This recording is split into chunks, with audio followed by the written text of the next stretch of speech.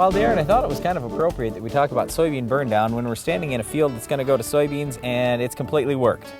We don't need any burn down here. Well, we don't on this particular field, but there are plenty of fields where the weeds are up and growing, and we want to try and get out and plant soybeans, and we don't want to have to do a whole-scale tillage across the field, so we'd like a herbicide that can burn those down, but it's got to be a herbicide that's safe for our soybeans that we're going to be putting in the ground. And that's one of the biggest issues. So just earlier in the show, we were talking about these old products like Banville and 2,4-D and how hard they were on corn years ago. Well, a lot of guys will still use 2,4-D even today in a burn down before their soybeans. We absolutely do not advise that. Now, when you look on the label of most 2,4-Ds, it will tell you to spray it 7 days in advance of planting. But here's the thing, what most guys want to do is they want to get out and plant and then spray their burn down herbicide on. Okay, when you're going out there then, if you put some 2,4-D out and you get a rain, let's say that next day, you're in trouble. You're going to hurt germination a little bit, you're going to hurt the seedling a little bit. You got to be safe. Don't use 2,4-D in a burn down for soybeans. Well, that's a low rate of 2,4-D. Then what if there's some dandelions out there and you need to jack that rate up? It can get into some real trouble real soon. So there are some other options out there that you need to consider if you're looking at burn down in soybeans. One of the new exciting ones has been Kicksor, Brian. First of all, when we start talking about soybean burn down, we're looking at two different things. Burning what's there now and burning what's there now and leaving some residual. So if we want to do both,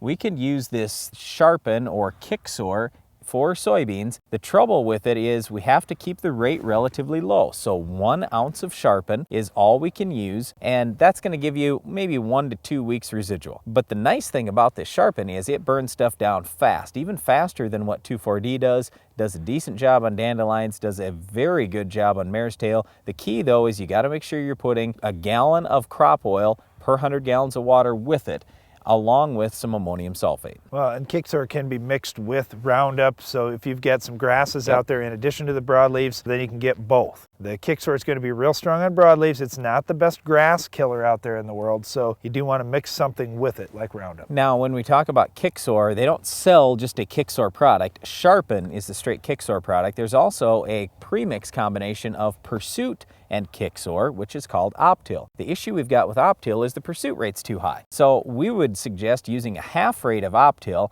and that's only going to unfortunately give you a 1/2 ounce of Sharpen, but it'll still give you some burn down activity, plus the fact that Pursuit has some burn down activity too. That's a nice combo product, but there's some other straight products out there that you could be adding with Roundup. What about something like Sincore? Here's one of your old products, Brian, that's still being used by a lot of guys this year with great results. Well, I would compare Sincore quite a bit with the Sharpen or Kicksor in its burn down activity. It can really help fry stuff down pretty quickly. It does leave a little more residual than what that Sharpen is going to, but the thing with Sincore is it's in the same chemical family as atrazine. And what do we know about atrazine? Well, it can leach pretty easily. Same thing happens with Sincore. If you get a big rain a couple weeks later or even a week later, you're going to lose some of your Sincore. It's going to go down in the soil. I do like Sincore in the fact that it's pretty good on water hemp and kochia and a lot of weeds out there. But the other issue that we've got with the Sincore is in sandier, high pH soils, it could potentially hurt the crops. You've got to use a lower rate. Well, I like that. Actually, in that sandy and high pH soil, you can get by with a lower rate and still get great activity without spending much money. So here, right back to your cheap options, Brian. No, you talk about that, but we've got fields where it's heavy ground like this, and then right in the middle of the field, there's a little sandbar running through it.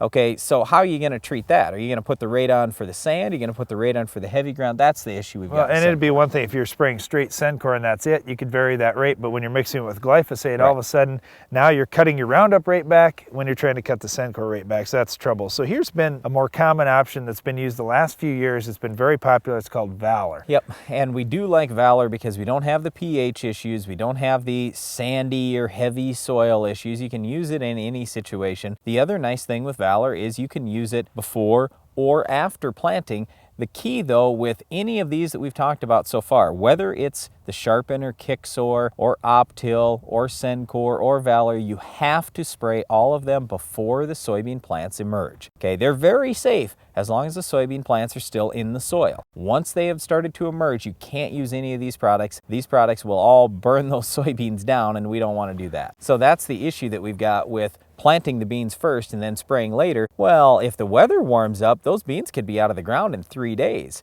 Okay, so it's not leaving you a real wide window for application there. So we just suggest that you get your burn down done timely, and if you're worried that you can't get it done after you're planting, do it right before planting. But if you've got a weedier field, whether it's in strip till or no till, you gotta start with that field being clean, because if you let all those weeds go, it's not only going to be more difficult to control them later on, it's also going to hurt your yield. Obviously, there are lots of other products for soybean burn down. There's a variety of Authority and Spartan type products and different combos. You could go with the super high rate of Roundup, or for really fast burn down, Gramoxone would be an option. Well, Gramoxone is okay. It's a little bit more dangerous to work with, but the nice thing about it is, I mean, it burns stuff down fast. The difference between Gramoxone and Roundup, though, is Gramoxone is not going to kill the roots. If you're going to go out there with a high rate of Roundup, like a lot of people have done since glyphosate has gotten cheap, that works nice, especially because it can get down all through those root systems and stuff. It's not nearly as fast as what Gramoxone would be. With perennial weeds, that high rate of Roundup's great. Yep. And yeah, the Gramoxone, if you're in a real late plant situation, man, I got to fry this stuff today so I can get in and plant in a couple of days,